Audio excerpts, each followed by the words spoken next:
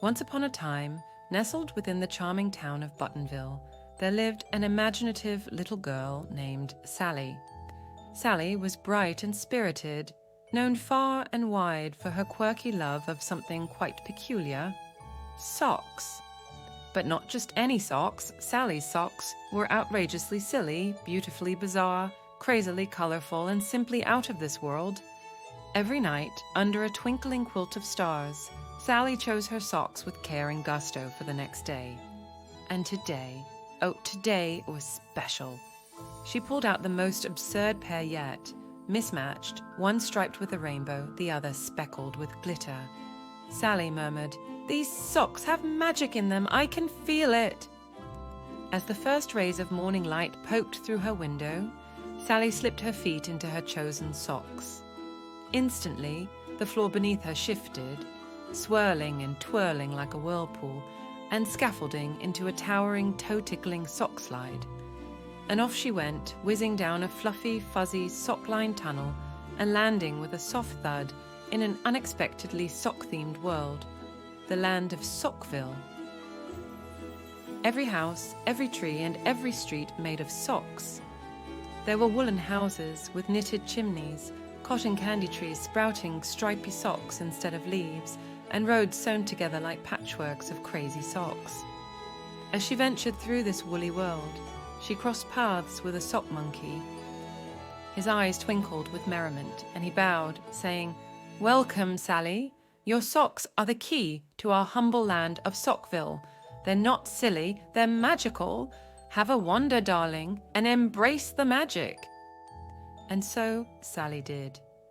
She climbed sock-laced trees, soared down sock-paved roads, and even dined with the Sicaria princess at her frilly, sock-framed castle. Everywhere she went, Sally found a new, astonishing sight. A waterfall of colourful ribbons from a giant sock in the sky, a flock of sock doves raining confetti down on Sockville, and gardens blooming with flowers of delicately folded socks. However, it wasn't just about sightseeing. There were puzzles to solve and riddles to answer.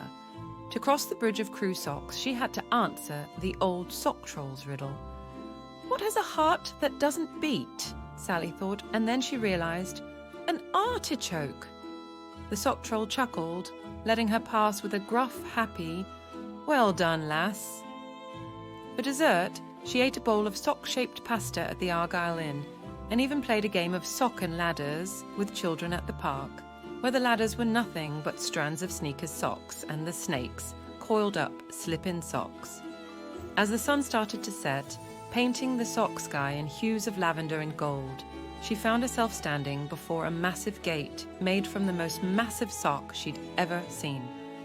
An inscription read, "To unlock this gate and return to the land, just remember this, socks don't start the journey, feet do." Sally giggled.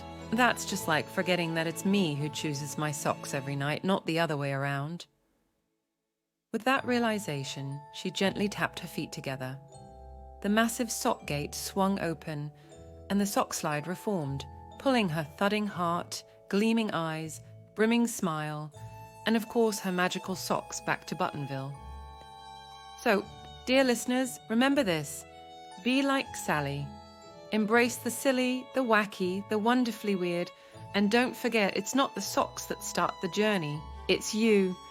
Good night, my little adventurers, and may your dreams be as colourful and silly as Sally's socks. That's the end of tonight's bedtime story, Sally's Silly Socks. Sleep tight, and don't let the sock bugs bite.